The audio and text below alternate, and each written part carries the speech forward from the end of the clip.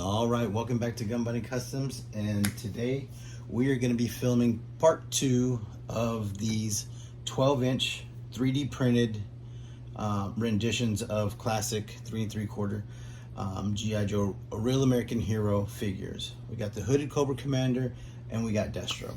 Okay, and so if you remember from yesterday when I filmed the first video, I opened it, we went through opening it, checking them out, checking out the quality. It's really amazing. The detail in this, as I went through them and scrubbed them and cleaned them, it's insane, the amount of detail and how clean it is, how clean that print is.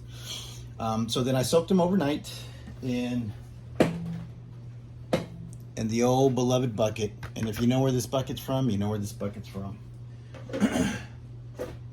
So like I said, I put a little squirt of Dawn in there, let it sit overnight in that soapy water, and then I took them out this morning, and I scrubbed them really well with a Scotch Brite pad. Not this one, but one. And you can see the difference in them, and you can see where they're kind of scuffed, and you'll really be able to feel the difference when you get them, you know, fresh out of the package. Whatever resin they're printed in, it does have like an oily residue on there, so you do really have to kind of clean that off. And so once you do, you'll feel a big difference in the plastic, or in the print, in the resin. And so you'll know your fingers you'll feel it'll dry, so you'll feel your skin catch, as opposed to just being slick on the residue. So that's what I've done so far. As you know, I cleaned them up, scuffed them up, dried them off. So what I did was, it's so damn hot outside, I just put them right back in that, you know, I dumped the water out of the bucket, you know, did what I had to do with them, and then I just put them outside for about 10 minutes, and they were completely air dried, not a drop of water on them, and they were and they felt good. They felt good to the touch. Okay, and so while I was out before that, like I said, I was going to go to the store and get a filling sandable primer and some colors. What's the matter, baby? And of course, every fat old Marine has to have a fat bulldog, right? That's Spoonie right there, Spoonie G. All right, excuse me, baby. He's got to get to work. Okay, and so I ended up getting this for the primer, right? It's a Rust-Oleum automotive primer. And I got this kind of burgundy rust color because these are gray, and I'm gonna prime them before I start sanding them, so that way I can see all the areas before, you know, I start prepping them and all that kind of stuff. Because there are some, you know, little things that you can see. I don't know if I'll try to get closer, but there's almost like little dots in there, and so I just kind of want to smooth those out, and then, you know, hopefully the majority of the stuff will get kind of filled in with that. So that's going to be the next step. So I'll be priming them, and then I'll bring them back and we'll take a look at them, and then I'll just sort of systematically go through piece by piece, sanding the imperfections, and then also I'll be making sure that the articulation is clean. So because we are going to be putting quite a few layers of paint on here, and I'm going to show you the paints that I've selected here in just a second for these. We're going to have to do some sanding in the joints, so then that way, that way when we put them together, they got a nice smooth motion. I do the same thing with my classified customs. I mean, everybody, you know, who makes custom 6-inch figures or whatever, you know, you're gonna have to prep the joints. So I'll be prepping the joints here and all that stuff, and then making sure that they fit the best that they can with the prints that I got. But I mean, they're pretty much already there. We're talking real minimal stuff. The cleanliness of these prints are unreal. Okay, and so like I said, I wanted to do a non-classic you know, paint scheme for them. I didn't want to do the black, and I didn't want to do the navy blue, or even the kind of baby blue. I didn't want to do that. So I saw these two colors, because like I said, I wanted to get a little crazy with it, and I got these two colors, right? They're metal casts. They're supposed to make it look like they're anodized, We got purple and like a burgundy red. So I don't know which one's gonna get which.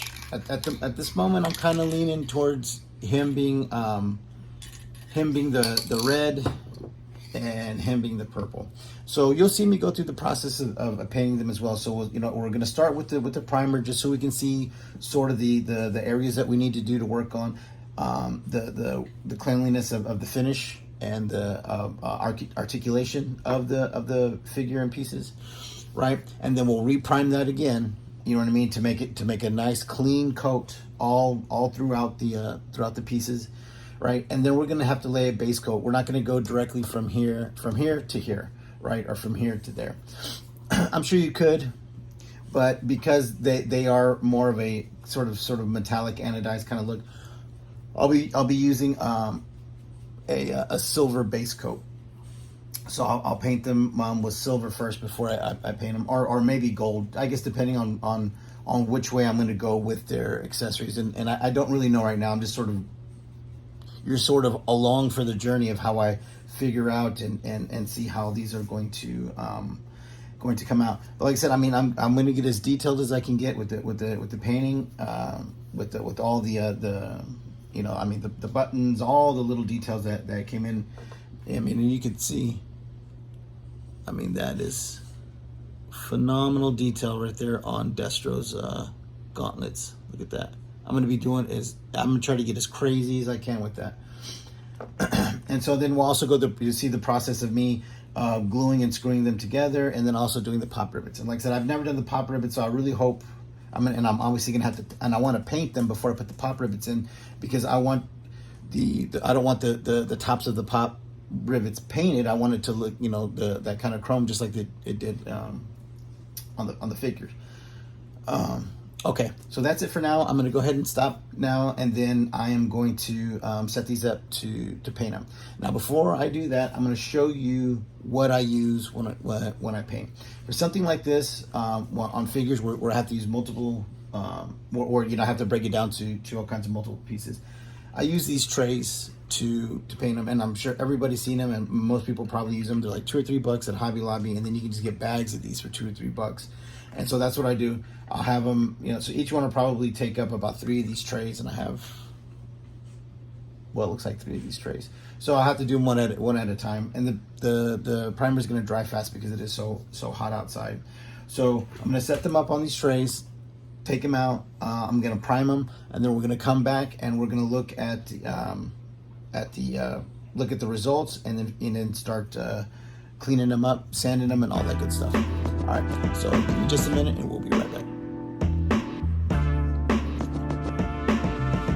All right, welcome back to Gun Bunny Customs, and here we are. Like I said in the little previous segment, after I had pulled these out of the water, you know, washed them, scuffed them up, cleaned them up really well, the next step is priming. So I went out there and I primed Cobra Commander in this sort of rust brown primer from automotive primer from Rust-Oleum.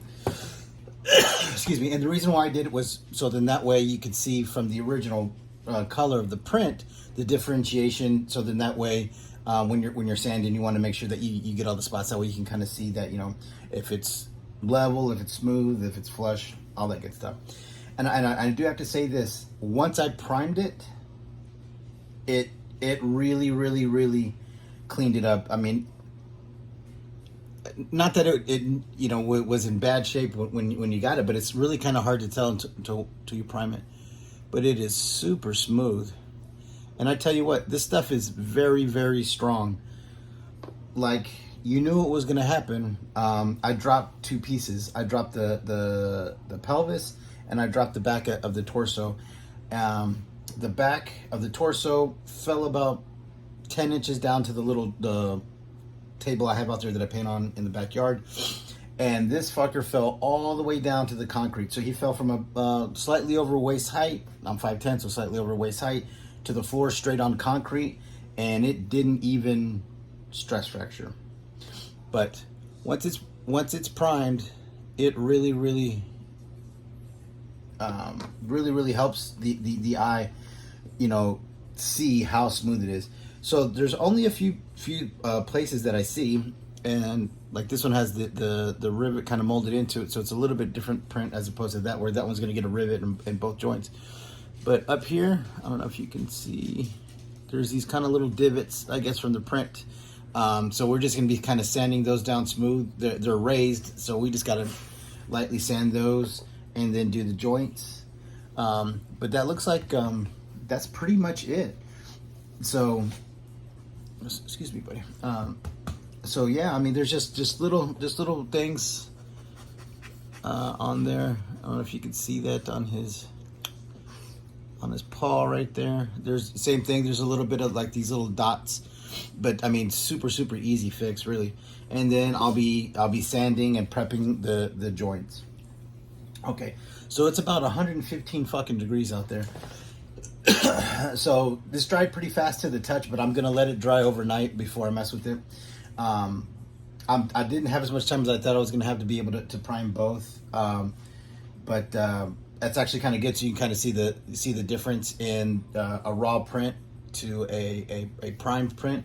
And like I said, I mean, it really shows how smooth the print really is. And I'm really looking forward to priming Destro, because he has a little bit more detail molded into him, you know, from the original figure. His gauntlets, the chain, his little radio and stuff like that. That's kind of or whatever the hell that is that's in there.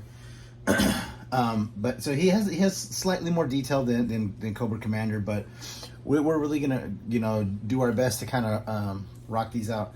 So I think I am gonna go with the red with Cobra Commander, and I haven't decided if I'm gonna do some kind of Python patrol pattern on him or what. Destro is gonna get this kind of anodized purple look. I haven't decided what I'm going to do with the head, whether or not I'm going to send it off to get chromed, or do some kind of process where, you know, I prime it, prep it, and then put like a chrome paint on there. Not like a Molotov marker, but some kind of chrome painting system where I'll have to kind of buff in between layers. But we'll see. We'll see how we do with that, because I don't even know if I want to make it chrome. I might want to do a different color based off of this, like maybe, I mean, purple and gold would look pretty cool. So maybe I'll do like a gold anodized look for his head, and then figure out the pattern that I'm going to be doing on him. But all right, so that's it. I wanted to just kind of show you briefly. Like I said, this is part 2. So stay tuned for part 3. I will show you, and I'll be going over prepping the joints, smoothing out the pieces, and then we're going to check the fit and finish again and make sure that it's legit.